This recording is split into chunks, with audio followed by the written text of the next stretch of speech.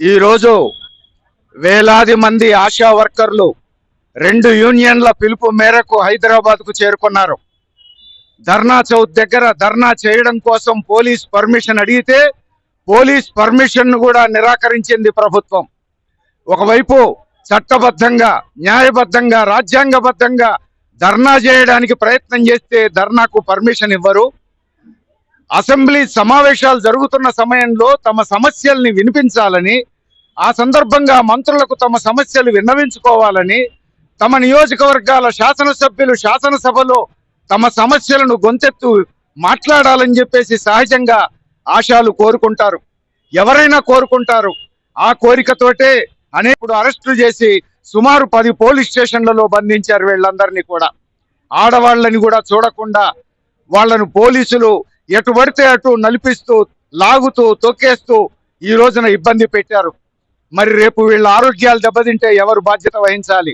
వీళ్ళేమీ ఆటలాడుకోవడం కోసం రాలేదు, లేకపోతే శాసనసభ మీద దాడి చేయడం కోసం రాలేదు. ఇప్పుడు చెప్తున్నారు వెంటనే వదిలేయాలని. అడిగితే శాసనసభ సమావేశం జరుగుతున్నది, కాసేపు ఆగాలి అని అంటున్నారు. శాసనసభ సమావేశం జరిగితే వీళ్ళకేమైంది? సభలోకి వచ్చి వీళ్ళు ఏమైనా మాట్లాడతారా? వీళ్ళు అడిగేది మంత్రులు వీళ్లకు అపాయింట్మెంట్ ఇవ్వాలని, సమస్యను పరిష్కరించాలని, అంతకంటే వీళ్ళు కోరుతున్నది ఏమీ లేదు. కానీ ఈరోజు శాసనసభ సమావేశం ఇంకా జరుగుతున్నదనే పేరుతో ఇంకా ఉండాలి మీరు పోలీస్ స్టేషన్లలో అని చెప్పేసి అంటున్నారు. వీళ్ళని గనుక తక్షణం విడుదల చేయకపోతే ఓ ప్రభుత్వం సంగతి ఏమిటో చూడాల్సి వస్తుంది. మొత్తం కార్మిక వర్గం రంగంలోకి దిగాల్సి వస్తుంది అని చెప్పేసి మేము హెచ్చరిక చేస్తా ఉన్నాం. భారత కమ్యూనిస్టు పార్టీ మార్క్సిస్టు రాష్ట్ర కమిటీ తరఫున ఆశాల అరెస్టులను తీవ్రంగా ఖండిస్తున్నాం. ఇప్పటికైనా ఆశాల సమస్యలను పరిష్కరించాలి. ఎన్నికలకు ముందు కాంగ్రెస్ పార్టీ చేసినటువంటి వాగ్దానాల మేరకు కనీస వేతనం 18,000 నిర్ణయించాలి, ఫిక్స్డ్ వేతనం నిర్ణయించాలి. ఆశాల సమస్యలన్నీ పరిష్కరించాల్సినటువంటి అవసరం ఉన్నది. గ్రామాల్లో ఉన్నటువంటి మహిళల బాగోగులు చూసేటువంటి, గర్భిణీ స్త్రీల బాగోగులు చూసేటువంటి బాధ్యత చూస్తున్న ఆశా వర్కర్లు వీళ్ళు మహిళలైనటువంటి సోయి లేకుండా ఈరోజు ప్రభుత్వం నిర్దాక్షిణ్యంగా వ్యవహరిస్తూ ఉంది.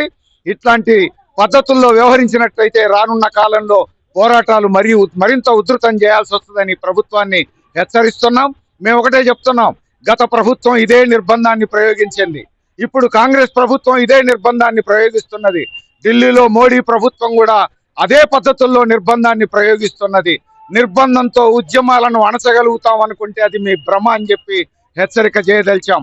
కమ్యూనిస్టులు ఇది కొత్త కాదు, మార్క్సిస్టు పార్టీకి ఇది కొత్త కాదు, ట్రేడ్ యూనియన్లకి ఇది కొత్త కాదు. ఇప్పుడు 2 యూనియన్లు ఈ రోజున హైదరాబాద్ లో పోరాటానికి దిగినాయి. రేపు 2 యూనియన్లు కాదు, 10 యూనియన్లు దిగే పరిస్థితి రావచ్చు.